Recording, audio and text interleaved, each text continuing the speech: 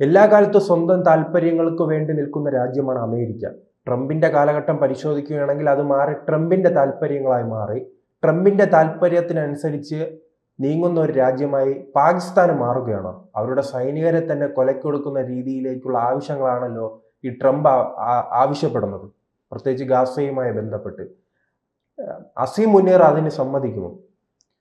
ഈ പാകിസ്ഥാൻ ചുരുക്കി പറഞ്ഞാൽ ഈ ചെകുത്താനും കടലിനും ഇടയ്ക്കപ്പെട്ട ഒരു അവസ്ഥയാണ് ഇപ്പോൾ. അത് അവർ എക്കാലത്തും ഈ ഏറ്റവും കൂടുതൽ ബാധിച്ച ഗാസയുടെ കാര്യത്തിൽ നിന്നുള്ളതാണ്. ഏതാണ്ട് അവിടെ ഗാസയിലുണ്ടായിരുന്ന അവിടെ തന്നെയുള്ള ജനങ്ങളിൽ ഒരു 70% കൊല്ലപ്പെട്ടു ഇസ്രായേലിൻ്റെ ആക്രമണത്തിൽ. ആ സിറ്റി ആകെ തകർന്നരിപ്പണമായി, ജീവിക്കാൻ പറ്റാത്ത സാഹചര്യമായി.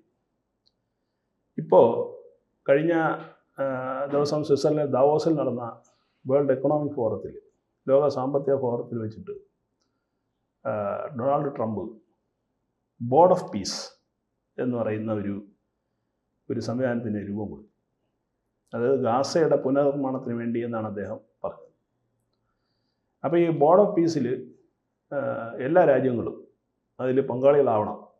അതായത് ഗാസയെ പുനർനിർമ്മിക്കുക എന്നുള്ളതാണ് പ്രധാനപ്പെട്ട ഉദ്ദേശം. അത് ചെറിയ പൈസ ഉണ്ടെന്ന കാര്യം നടക്കില്ല. അപ്പോൾ എല്ലാവരും കൂടെ സഹകരിച്ചാൽ മാത്രമേ അതിന് നമുക്കൊരു ഒരു മോഡൽ നഗരമാക്കി മാറ്റണം. സമാധാനത്തിൻ്റെ ഒരു നഗരം എന്നുള്ള രീതിയിൽ നമുക്കതിനെ വളർത്തിയെടുക്കണം എന്നാണ് ട്രംപ് പറഞ്ഞത്. അപ്പോൾ ഈ പറഞ്ഞ അദ്ദേഹം 60 രാജ്യങ്ങൾക്ക് അദ്ദേഹം ഇൻവിറ്റേഷൻ അയച്ചു. ഈ ബോർഡ് ഓഫ് പീസിൽ അംഗങ്ങൾ, ഇന്ത്യ അടക്കം 60 രാജ്യങ്ങൾക്ക് ഇൻവിറ്റേഷൻ അയച്ചു. അതിൽ ഇപ്പോൾ ഏതാണ്ട് 20 രാജ്യങ്ങൾ അനുകൂലമായ നിലപാട് അറിയിച്ചിട്ടുണ്ട് ട്രംപിനെ. ഒരു 8 ഇസ്ലാമിക രാജ്യങ്ങൾ ആൾറെഡി അതിൽ മെമ്പർമാരായി കഴിഞ്ഞു. അതായത് അതിലെ ഈ എഗ്രിമെൻറ്റിൽ ഒപ്പിട്ടു. ദാവോസിൽ വെച്ചിട്ട് പാകിസ്ഥാൻ പ്രധാനമന്ത്രി ഷബാസ് ഷെരീഫ് ഇതിൽ ഈ 8 ഇസ്ലാമിക രാജ്യങ്ങളിൽ 1 പാകിസ്ഥാനാണ്, അതിൽ ഒപ്പിട്ടു. ഇനി ഇതിലെ രസകരമായ വസ്തുത എന്ന് പറയുന്നത്, ഇതിൻ്റെ ഒരു ഘടന, ഈ ബോർഡ് ഓഫ് പീസ് എന്ന് പറയുന്ന സംഘടനയുടെ ഘടന വളരെ രസകരമാണ്. ശ്രീത് സൂചിപ്പിച്ചതുപോലെ ട്രംപാണ് ഇതിൻ്റെ അധ്യക്ഷൻ. അത് ആയുഷ്കാല അധ്യക്ഷനാണ്.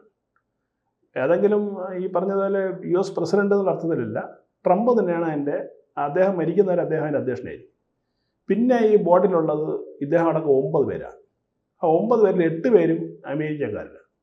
ഒരാളുടെ എന്ന് പറയുന്നത് ഈ പിന്നെ വേൾഡ് ബാങ്കിൻ്റെ പ്രസിഡൻ്റാണ്, പുറമേ ഉള്ള ഒരാൾ എന്ന് പറയുന്നത്. ബാക്കിയുള്ള 8 പേരും അമേരിക്കക്കാരാണ്. അപ്പോൾ ഇതിൽ തന്നെ നമുക്ക് ഈ ബോർഡ് ഓഫ് പീസ് എന്ന് പറയുന്ന സംവിധാനത്തിൻ്റെ ഉദ്ദേശ ലക്ഷ്യം നമുക്ക് മനസ്സിലാവും. പക്ഷേ ഇത് പാകിസ്ഥാന് മനസ്സിലായിട്ടില്ല.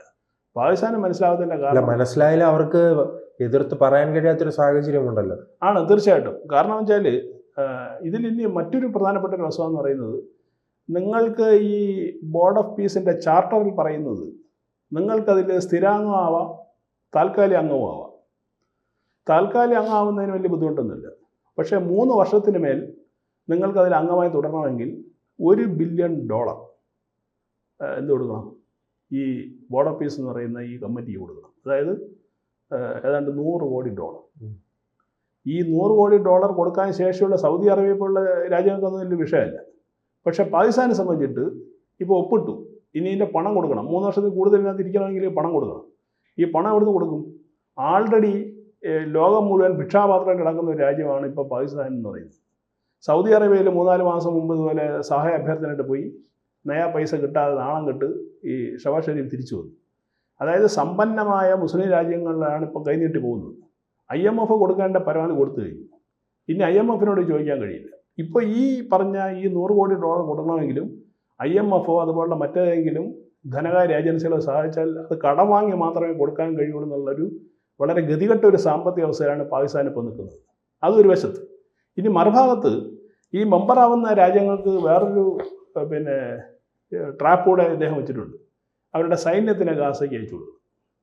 അതായത് സൈന്യത്തിൻ്റെ ഒരു ഭാഗം ഇതിനാണ് സ്ഥിരമായി അവിടെ സമാധാനം നിലനിർത്താൻ. അപ്പം നോക്കൂ, ഗാസയിൽ കൊല്ലപ്പെട്ടവരെല്ലാം മുസ്ലിങ്ങളാണല്ലോ. ഇനി അവിടെ എന്തെങ്കിലും ഒരു പ്രശ്നം ഉണ്ടാക്കി കഴിഞ്ഞാൽ സ്വാഭാവികമായിട്ട് ഹമാസ് ആയിരിക്കും പ്രശ്നം ഉണ്ടാക്കുന്നത്. ഹമാസും മുസ്ലിങ്ങളാണ്. ഹമാസിന് വേണ്ടി ഈ പറഞ്ഞതുപോലെ ബഹളം ഉണ്ടാക്കിയവരാണ് പാകിസ്ഥാൻ അടക്കമുള്ള, ഇന്ത്യയിലടക്കമുള്ള മുസ്ലിം സംഘടനകളെന്ന് പറയുന്നത്. അതേ മുസ്ലിങ്ങളെ പാകിസ്ഥാൻ സൈന്യം കൊല്ലുന്ന തരത്തിലേക്ക് കാര്യങ്ങൾ പോവുകയാണ്. ഇത് ഇപ്പോൾ പാകിസ്ഥാനിൽ വലിയൊരു രാഷ്ട്രീയ വിഷയമായി മാറിക്കഴിഞ്ഞു. കഴിഞ്ഞ 3-4 ദിവസമായിട്ട് പാകിസ്ഥാനിലെ പ്രതിപക്ഷ പാർട്ടികൾ ഈ വിഷയത്തെ തെരുവുകളിലേക്ക് എത്തിച്ചു തുടങ്ങി. അവർ പറയുന്നത് ഷബാസ് ഷെരീഫ് അമേരിക്കയെ അള്ളാഹ്ക്ക് മേലെ പ്രതിഷ്ഠിച്ചിരിക്കുന്നു എന്നാണ് പറഞ്ഞത്. അതായത് അമേരിക്ക പറയുന്നതിനപ്പുറം ചലിക്കാത്ത രീതിയിൽ പാകിസ്ഥാനെ അമേരിക്കയുടെ അടിമയാക്കി മാറ്റി. പ്രസിഡന്റാണോ അസീം മുനീറാണോ? ഈ രണ്ടും തമ്മിൽ വ്യത്യാസമുണ്ടല്ലോ അവിടെ. അല്ല, ഉണ്ട്. പക്ഷേ ഇതിൽ കരാറിൽ ഒപ്പുവയ്ക്കുന്ന പ്രധാനമന്ത്രിയാണ് സ്വാഭാവികമായിട്ടും. പക്ഷേ അസീം മുനീറിന് റോളുണ്ട്. കാര്യം അദ്ദേഹം ഫീൽഡ് മാർഷലാണ്. അപ്പോൾ ഈ അസീം മുനീറിൻ്റെ താല്പര്യം എന്ന് പറയുന്നത് അമേരിക്കയുമായി ഒരു ധാരണ ഉണ്ടായിക്കഴിഞ്ഞാൽ ഇന്ത്യയുമായി ഏതെങ്കിലും സാഹചര്യത്തിൽ വീണ്ടും ഒരു യുദ്ധമോ അങ്ങനെ ഉണ്ടാവുകയാണെങ്കിൽ അമേരിക്കയുടെ കൈകഴിഞ്ഞുള്ള സഹായമാണ് അസീം മുനീർ പ്രതീക്ഷിക്കുന്നത്. അതിൻ്റെ അപ്പുറത്ത് അയാൾക്ക് വേറെ ഉദ്ദേശങ്ങളൊന്നുമില്ല. ഇനി ഏതെങ്കിലും സാഹചര്യത്തിൽ യുദ്ധം വന്നു കഴിഞ്ഞ് ഒളിച്ചോടാൻ വരികയാണെങ്കിൽ അമേരിക്കയിൽ അഭയം കിട്ടണം. ഇതൊക്കെയാണ് അസീം മുനീറിൻ്റെ ലക്ഷ്യം എന്ന് പറയുന്നത്. പക്ഷേ ഇവിടുത്തെ ഏറ്റവും വലിയ പ്രശ്നം എന്ന് പറയുന്നത് മുസ്ലിം രാജ്യമായ പലസ്തീന് വേണ്ടിയും ഗാസയിൽ കൊല്ലപ്പെട്ടവർക്ക് വേണ്ടി കണ്ണീരൊഴുകുകയും സമ്മേളനങ്ങൾ നടത്തുകയും അവർക്ക് വേണ്ടി പണപ്പിരിവ് നടത്തുകയും ചെയ്യുന്ന ഒരു ഇസ്ലാമിക രാഷ്ട്രം തന്നെ ഈ ട്രംപിൻ്റെ കുബുദ്ധിക്ക് മുമ്പിൽ വഴങ്ങി വീണ്ടും അവിടെ മുസ്ലിങ്ങളെ കൊലപ്പെടുത്താനുള്ള, സ്വന്തം സൈന്യത്തെ ഉപയോഗിച്ച് കൊലപ്പെടുത്താനുള്ള സാഹചര്യത്തിലേക്കാണ് ഇപ്പോൾ പോകുന്നത്. ഇതിൽ മനസ്സിലാക്കേണ്ട മറ്റൊരു കാര്യം, പിന്നെ ഇസ്രായേൽ ഇതിനോട് വലിയ താല്പര്യം കാണിച്ചിട്ടില്ല. ഇസ്രായേലിൽ അംഗമാവണം എന്നാണ് ട്രംപ് ആവശ്യപ്പെട്ടുള്ളത്. അവർക്ക് വലിയ താല്പര്യമില്ല. ഇസ്രായേൽ മാറി നിൽക്കുകയാണ്. എന്താ പ്രശ്നമെന്ന് അറിയില്ല. വരും ദിവസം നമുക്ക് അറിയാൻ പറ്റുള്ളൂ.